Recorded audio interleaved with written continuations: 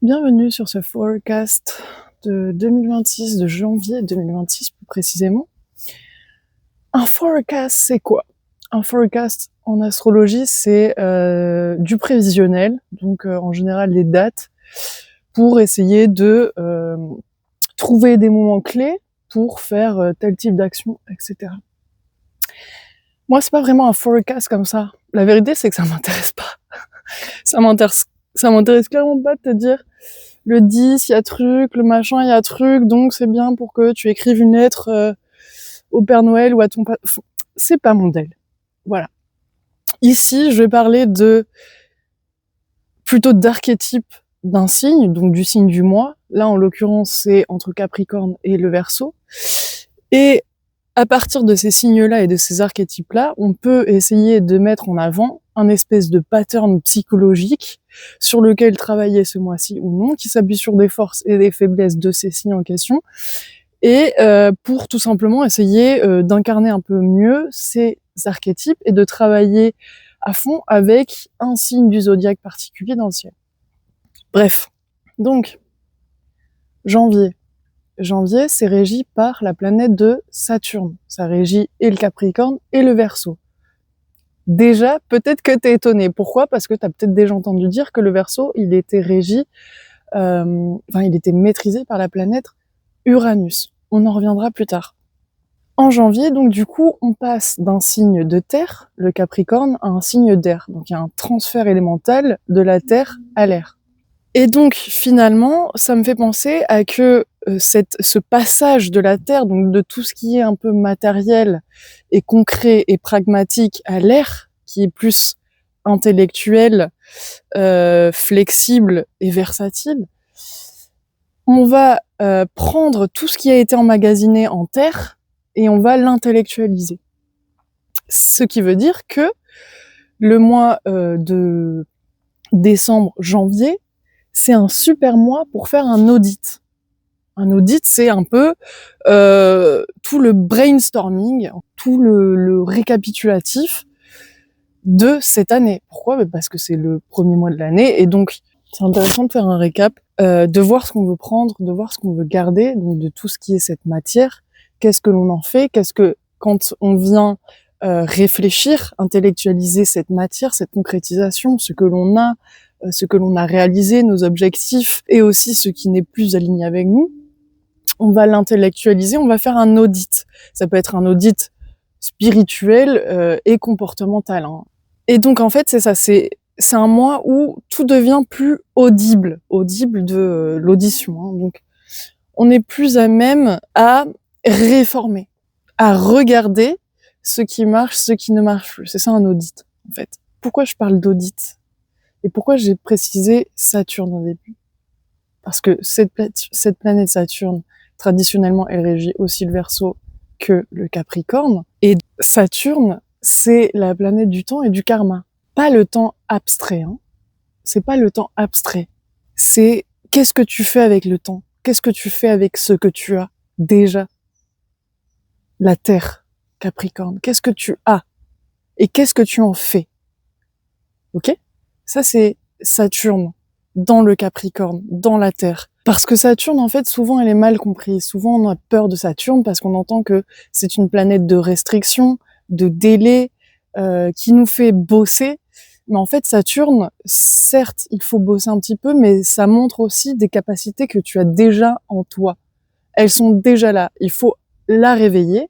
Et c'est ce qui nous demande un petit peu de travail, mais ça indique ton potentiel clé. C'est-à-dire qu'une fois que t'as démarché Saturne, une fois que tu marches avec elle main dans la main, ce truc dont elle te parle dans ton thème astral, tu l'as en toi. Il faut simplement venir le réveiller et donc un petit peu dépiocher l'oignon de ce que représente Saturne, ton placement de Saturne. Saturne, elle est pas là pour te punir. Je dis elle parce que c'est une planète, je peux dire il. Saturne, c'est le principe qui nous fait grandir. C'est ça que je disais aussi, parce qu'il y a un petit travail à faire, et donc certes, il y a une évolution, mais c'est quelque chose que l'on est censé déjà incarner et avoir en nous. Donc Saturne, c'est le principe qui nous oblige à grandir individuellement et collectivement. Ce que je relève, moi, pour ce mois-ci, on va dire le pattern psychologique dont j'ai envie de parler, c'est que Saturne, ce mois-ci, nous demande de ne plus nous mentir. Puisqu'on fait un audit, on est obligé d'être sincère. On est obligé de se dire, écoute, tel ou tel truc, j'ai kiffé, par contre ça et ça allait pas. Est-ce que j'ai envie de le garder, ça et ça? Et si j'ai envie de le garder, comment est-ce que je peux réformer? Comment est-ce que je peux m'adapter à cette condition pour pouvoir continuer à évoluer, pour pouvoir continuer à faire ce chemin? On peut pas tricher. Saturne, avec Saturne, on peut pas tricher. Dans tous les cas, on peut pas tricher. Et ça nous demande énormément d'honnêteté avec nous-mêmes. Parce que c'est ça, c'est aussi une confrontation avec la réalité. Tout ce qui est, encore une fois, matériel, pragmatique, tangible, concret, possession actuelle, ou désir, ou objectif. Si tu veux quelque chose, tu peux pas te mentir à toi-même, ou tu peux pas rester dans le déni de, alors que ça te fait pas avancer, finalement. Qu'est-ce que, par exemple, ça pourrait être? Comment ça pourrait se manifester dans la vie quand je te dis, ce mois-ci, travaille sur le fait de ne plus te mentir à toi-même et de ne plus tricher avec toi-même. Qu'est-ce que ça veut dire? Ça veut dire, par exemple, regarder ta fatigue en face. Qu'est-ce qui t'épuise? Pourquoi t'es fatigué tout le temps comme ça? Qu'est-ce qui va pas? Pourquoi t'es toujours dans la slowness, dans la lentitude? Pourquoi est-ce qu'il y a quelque chose qui te maintient? Ça peut être aussi une relation qui ne fonctionne plus, ou une relation qui fonctionne, mais qui ne te nourrit plus. Ça peut être un projet qu'on dit aimer, mais qu'on évite. Ou, ça aussi c'est intéressant, surtout en cette période de Noël, où on est proche de la famille ou pas. Ça peut être une identité qui n'est pas alignée, mais qu'on maintient. Une identité qu'on maintient par habitude. Saturne, en fait, il dit simplement, si ça tient, ça tient. Si ça tient plus, regarde ça en face. That's it! Regarde ça en face, parce que à partir du moment où tu regardes les choses en face, va y avoir des possibilités, des options qui se dessinent. Libre à toi de faire le premier pas ou pas, ou de rester dans la continuité de ce que tu es déjà en train de faire actuellement. C'est pour ça que je dis on peut plus se mentir, parce que Saturne, ça demande de faire un progrès, une évolution. Ça aime pas le changement, et c'est pour ça aussi que on a ces petites perturbations internes de ah, je sens qu'il faut que, mais il y a quelque chose qui me retient. Est-ce que tu as regardé ce truc-là en face? Comment s'exprime Saturne à travers le signe du Capricorne et du Verseau? Saturne en Capricorne, elle dit qui je suis quand je prends pleine responsabilité de mes actes, de ma vie. Alors que Saturne en Verseau, elle dit quelle structure je dois réformer pour que dans le futur, elle soit viable. Parce que peut-être que oui, les fondations que tu as bâties avec le Capricorne, elles t'ont maintenu jusque-là présente. Mais on est des êtres humains. La vie évolue comme la nature et les saisons. Je veux dire, les feuilles, elles tombent au bout d'un moment et après ça repousse. Forcément, pour nous, c'est pareil. Et c'est pour ça que je disais par rapport à la famille, enfin moi, c'est un sujet qui me touche particulièrement. Et j'ai toujours été quelqu'un qui, malgré mes convictions personnelles, a toujours essayé de faire en sorte de bien vouloir plaire à la famille et de correspondre un peu au schéma qui se propage dans ma famille. Or, je vais pas la jouer classique, je suis le petit mouton noir, mais effectivement, on n'est pas pareil. On n'est pas pareil. Et au fil du temps, au fil des années, j'ai épluché l'oignon et je le fais toujours actuellement parce qu'il y a toujours un truc. Il y a toujours un truc. Et je vois que je peux arriver à quand même affirmer mon individualité ou affirmer mes changements ou affirmer peu importe, tout en quand même gardant des interactions tout à fait correctes et dans l'amour et dans le respect avec ma famille. Mais ce que je veux dire, c'est qu'il m'a fallu des années pour déjà prendre conscience de de quelle fondation, de quelle structure avec lesquelles j'opérais moi dans mon comportement, pour ainsi rester dans cette structure qui a été fondée par ma famille. cette mentalité ou cette culture ou cette religion, ou peu importe en fait. Voilà, ça peut être dans le domaine du travail. Je parle de ce qui me touche actuellement. Et je pense que c'est le meilleur des exemples, et tu pourras le relier avec toi, ton exemple ou ta situation de vie, bien évidemment. Par exemple, le travail. J'ai fait plein de travails différents, j'ai vécu dans plein de pays différents, et donc forcément j'ai un petit peu touché à tout. Soit j'étais dans la com, soit on m'a engagée parce que je parlais français et que dans ce pays on parlait pas français. Donc j'ai un petit peu touché à tout, et j'ai jamais été réellement stable dans ma vie professionnelle, puisque j'ai pas gardé un travail plus de X temps, ou je suis pas restée dans le même secteur plus de X temps. Et donc ma famille, qui prône un petit peu cette stabilité et qui ainsi se déplie sur plein d'autres types de stabilité, notamment financière, mentale, enfin voilà, vie de famille, truc, machin, choisir un lieu où t'habites, une maison, il va falloir se décider, ma chérie, t'as bientôt 30 ans, qu'est-ce que tu fous, truc, machin. Et j'étais là, en fait, en fait, c'est une structure que je veux établir dans ma vie, c'est-à-dire la stabilité, oui, je la cherche. Par contre, j'ai pas encore trouvé exactement tous les petites ficelles qui me permettent de me sentir bien dans cette stabilité. Et c'est pour ça que je suis à droite, à gauche, au sud, à l'est et à l'ouest. Et donc je fais cette démarche pour trouver cette stabilité que certes d'autres ne comprennent pas, mais je suis quand même dans un alignement qui ne correspond pas à tout le monde, certes, mais j'ai quand même la ligne directionnelle et je sais ce que je fais au fond de moi, même si ça plaît pas à tout le monde. Donc je suis en train de réformer des structures, de réformer et pas de détruire. C'est ça aussi qu'il faut faire attention avec l'association du Verseau avec Uranus. Le rebelle qui détruit tout, le rebelle qui... le Verseau, ça ne détruit pas pour rien. Il vient juste après le Capricorne qui s'est cassé le excusez-moi, à construire, à solidifier, à édifier des choses. Et là, le signe d'après, il casse tout. Mais pour quelle raison? C'est ça aussi qui est mal compris avec la maîtrise d'Uranus en Verseau. C'est une réforme et pas une destruction. C'est-à-dire qu'on détruit certes quelque chose pour reconstruire quelque chose par derrière. Saturne, construire. Saturne, c'est le principe du réel. C'est ce qui prend forme dans le temps. Je lis ma note là, c'est ce qui impose une limite pour que quelque chose existe vraiment. Donc Saturne, ça régit le temps, la structure, la maturation, la responsabilité, la loi et l'ossature, même invisible, des choses.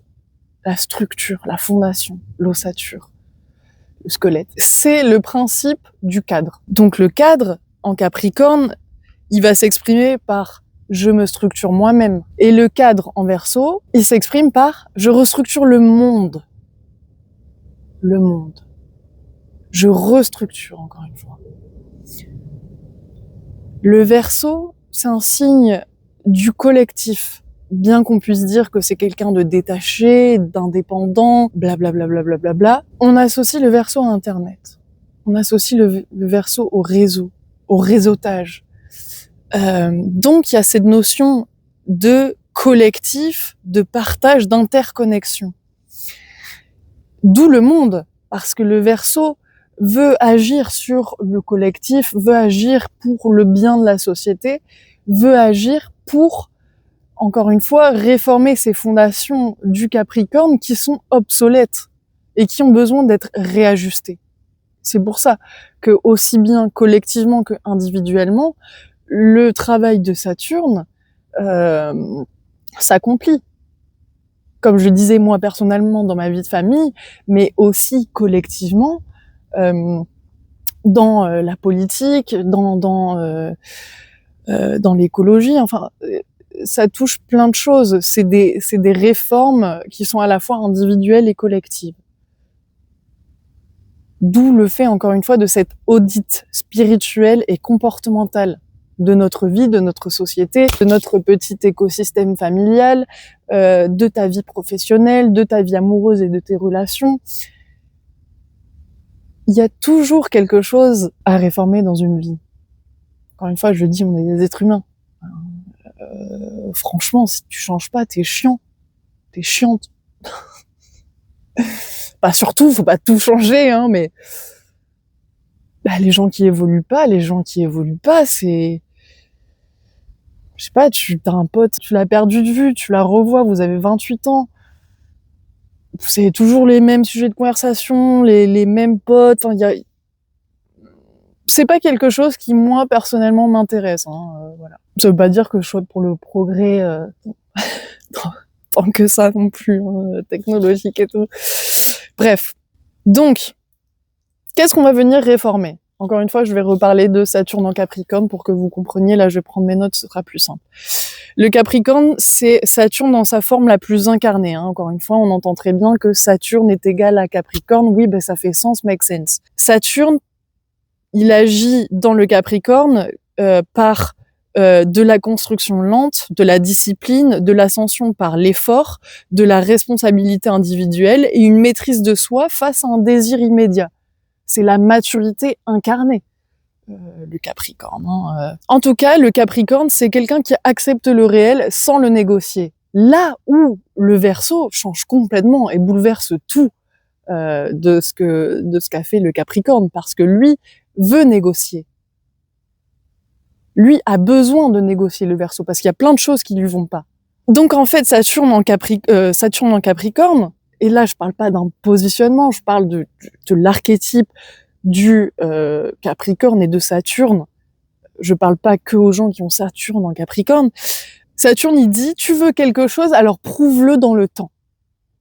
C'est-à-dire que tu veux quelque chose, tu l'as décidé, tu l'as regardé droit dans les yeux et tu t'es rien caché, donc tu vas le faire. T'as X temps pour me le prouver.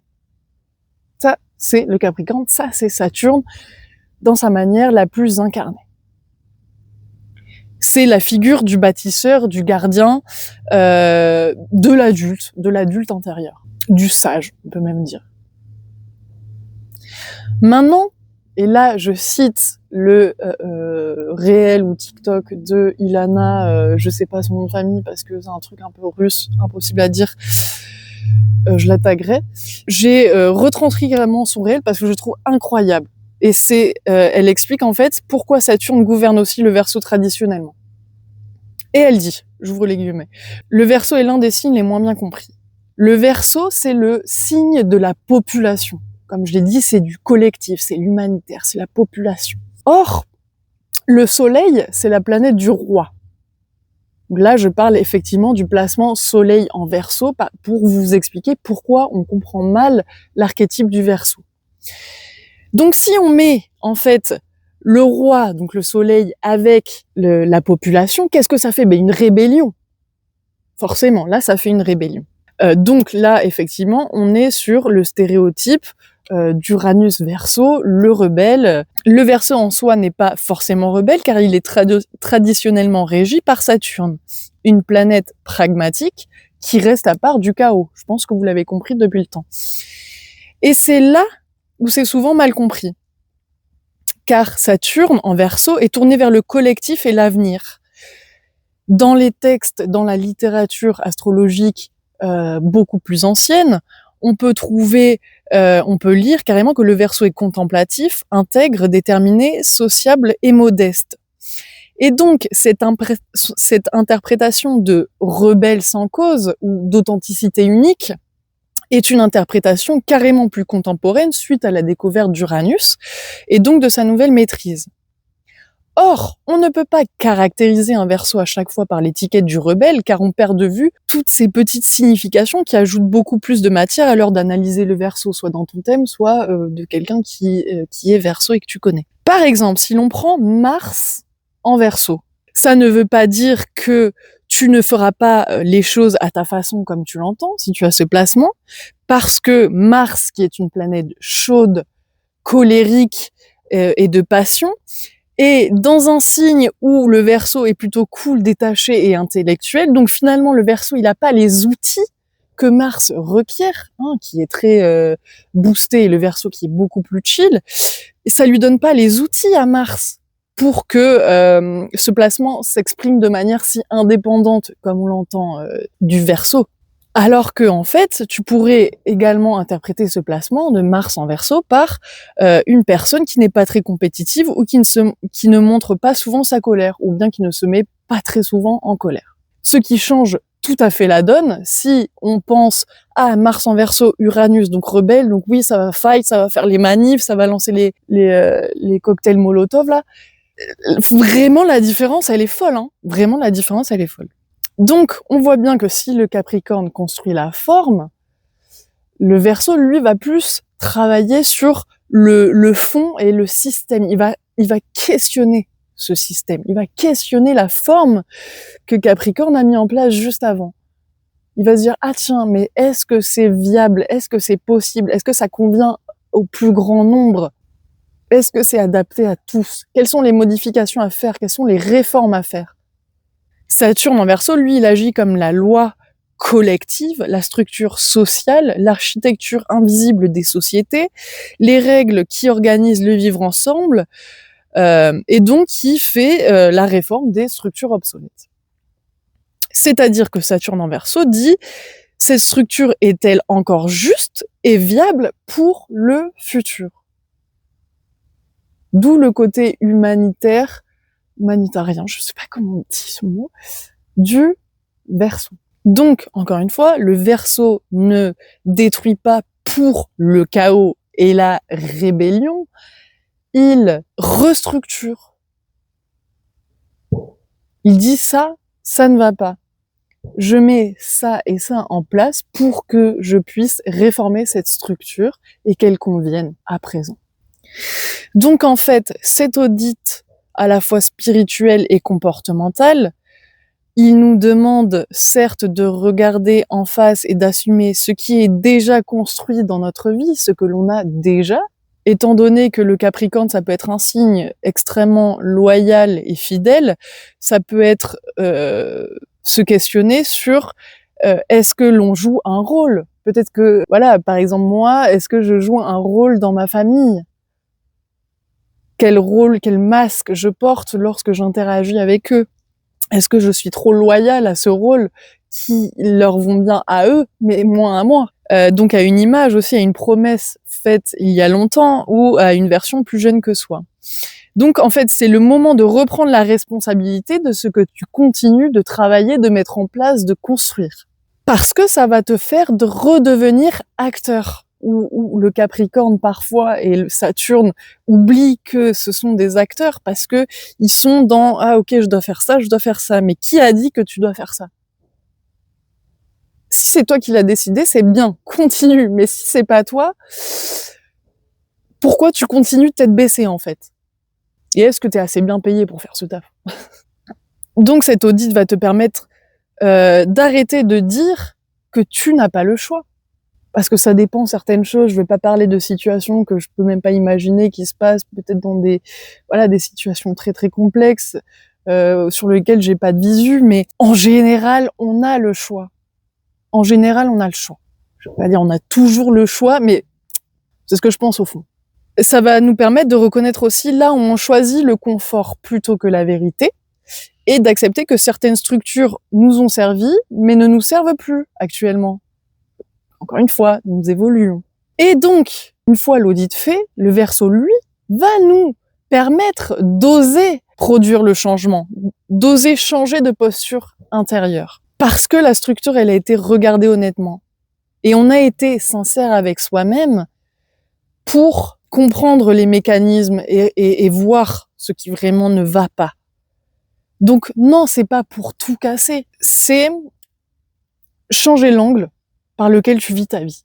Donc ça peut psychologiquement parler de distance émotionnelle saine, de capacité à observer sans se confondre, de sortir d'un espèce de drame personnel ou d'un poids que l'on se maintient hein, par loyauté, et donc d'avoir cette en tout cas sensation de liberté personnelle et intérieure. C'est-à-dire que cet audit va te dire « Et si je n'étais pas obligée d'être cette personne-là ?» On n'a pas le droit de tricher. Et c'est un super moment parce que c'est vrai que en tapant dans les archétypes qui sont le Capricorne et le Verseau, on a quand même cette habilité et cette capacité à voir les choses et à sentir les choses. Et Saturne, en tout cas, c'est une clé de transformation, comme je le disais au début. C'est quelque chose que l'on a en soi. Il suffit juste de prendre par la main Saturne et de se dire, OK, on va être bienveillant l'un envers l'autre et on va faire le taf. On va faire le taf qu'il faut. Et c'est là où la transformation va arriver. Ça te demande, dans tous les cas, Saturne, qu'il soit Saturne Capricorne ou Saturne Verseau, ça dit arrête de fuir le réel. T'as le droit de rêver. Mais tu peux pas fuir le réel. Et si tu veux rêver, d'accord, mais ne te sens pas dramatique et minable parce que ceci n'est qu'un rêve. Dans ces cas-là, si tu veux matérialiser ce rêve, regarde-le en face, regarde les étapes dont tu as besoin pour gravir les échelons et arriver jusque là-bas. Par contre, ne te sens pas mal si c'est juste un rêve et que tu ne fais rien, parce que dans ce cas, c'est toi qui le choisis, ou c'est toi qui le regardes pas en face, ou c'est toi qui te bloques parce que tu penses que X ou Y ou Z va pas comprendre, ou va pas kiffer, ou va pas ou tu peux pas, ou t'as pas assez de thunes, bref.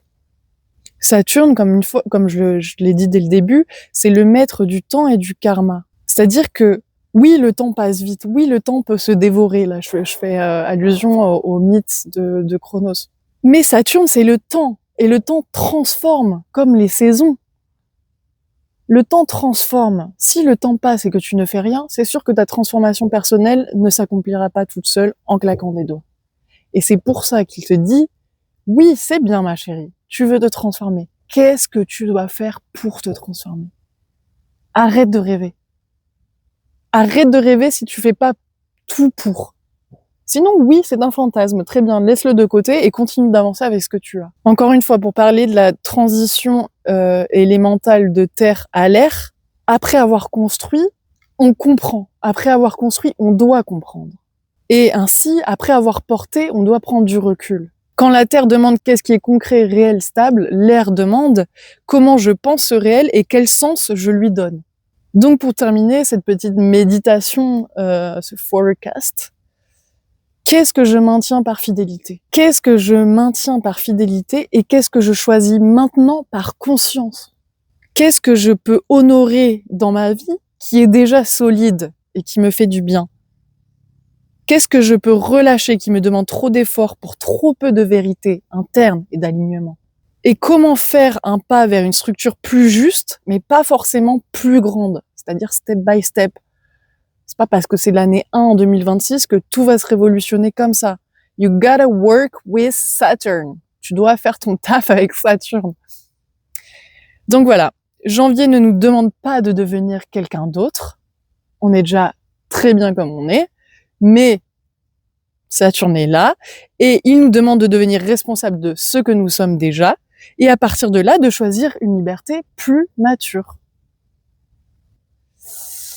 Et puis voilà, je vous souhaite à tous une très joyeuse nouvelle année, plein de bonnes choses, que tous vos projets et rêves se concrétisent et vous apportent du bonheur. Et j'ai hâte de vous retrouver sur mon prochain forecast, sur TikTok, sur Instagram, whatever. Merci pour votre écoute et à bientôt.